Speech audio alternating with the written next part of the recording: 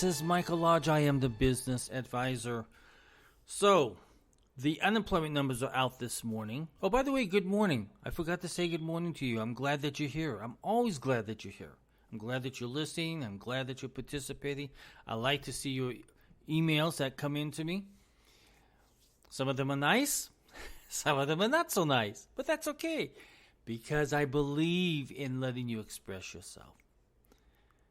Just like I express myself every morning. Some of it may be gibberish, but at least I express my gibberishness. Listen, today's unemployment numbers came out. We're still at 3.8%. We haven't changed. We haven't moved. Job numbers did go up slightly, more than expected. But that's because they are filling jobs down at the restaurant level employee in the places where money isn't that big. So it's not adding anything big numbers to the economy. It just added some jobs of lower paying jobs. We saw some numbers go up in healthcare just slightly, just a little bit. But overall, it's just a mediocre jobs report, which means that we have, okay, I'm just going to say this. We have been in a recessionary time for over 3 to 4 months now. Recession is not judged. Don't ever believe this nonsense that is judged about what happens every quarter. No, it's supposed to be judged on what the economic situation is on a daily basis. If you've got long periods of time where there's been an economic downturn, which there has been, with inflation, cost of gasoline, all going up, it has been significantly an economic hurt to the American people. We have been in a recession for a long time, not just because quarters were bad, but because we have not restored the economic confidence of the American people. That's just it. I saw a number. Let me turn to it in my magazine that I publish every day. And there was an article in there. It said, "Is it risky now to quit your job?" And it stated that because so many companies are beginning to hint and actually do it, that a lot of companies are beginning to lay off. So who's laying off those workers? Well, Wall Street insiders are said to be bracing for broad cuts at major banks. Banks have been laying off. If you go to some of the banks now, they only have one desk that's open in the bank. Some of them are not even processing transactions inside the bank anymore. So they have laid people off significantly in the mortgage side of their business. So they are expecting to see even more major cuts in the banking industry. Elsewhere, electric vehicle maker Tesla, they have laid off hundreds of workers in the last few weeks amid production slowdowns. And what are the slowdowns from? Supply chain. They cannot produce them because the suppliers are not getting to the manufacturing plant on a timely basis to get those cars out the door. Netflix cut 450 employees in June after posting a decline in the number of subscribers. Coinbase, which is crypto, axed 1,100 employees recently as Bitcoin prices plunged. Even some healthcare firms, largely immune to recession, are wobbling. They're jittering. If you look at Carbon Health, laid off 250 workers in June. Meanwhile, major tech companies like Meta and Uber have pumped the brakes on hiring. So the question is now the right time to be looking for another job? Should you start looking for other work? Well, I put the link to this article in there. You make your own decision by looking at based upon the numbers, because you really do have to sit back and take a look at that. Is now the right time to look for another job, or to quit, or to go on to something else? That is the question that you have to ask yourself. Now, when you ask that question, look at your own personal finance situation at the moment. Because I know that a lot of you, the majority of you, have credit card debt. And it has grown significantly. In fact, some of you have even gone out and signed up for more credit cards because the money that's coming in off your wages is not enough to pay for all of your expenses that you have. So there's a good report in Money Magazine. And it says, and it's also linked down below, read the full story. And it says, Americans are getting tons of new credit cards to cope with inflation. As oil prices spiked, and I'm going to read just a little bit of it, okay? So don't fall asleep. Stay awake. Get your coffee. Do you need time to go get your coffee? I have mine. It's sitting here right on the desk, and it's good stuff. As oil prices spiked and inflation intensified with Russia invasion of Ukraine in February, Americans responded by opening new credit cards. Lots of them. New data from credit reporting agency Equifax shows that banks issued 18.6 million new credit cards in the first 3 months of 2022, a roughly 28% jump from the same period of last year. It's an escalation of an ongoing trend. Lenders have been competing for borrowers flush with post-pandemic cash ever since the COVID-19 stimulus checks went out. The problem is Americans are draining those coffers fast.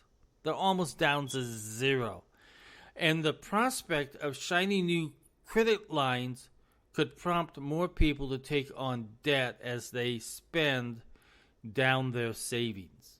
A lot of your savings are just about down to zero because you've had to use them during the pandemic, and you've had to use a good portion of them during this high inflationary period that we're in.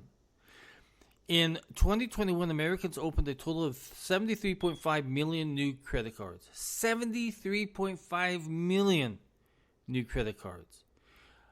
A little math indicates that if folks keep opening new cards at today's rapid rate, we'll eclipse last year's figures by roughly 1 million.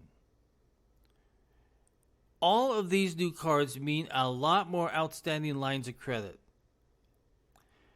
In aggregate, all those new cards have added a whopping $91.2 billion to the nation's collective credit limit, about a 60% increase on a year-over-year basis.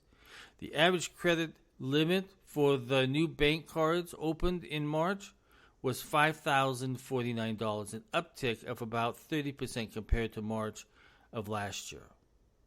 So we have a problem. Or you have a problem. I have no credit cards. I do not use credit cards of any kind. I have zero debt. Cars are paid off. Everything is down to zero. I have zero debt.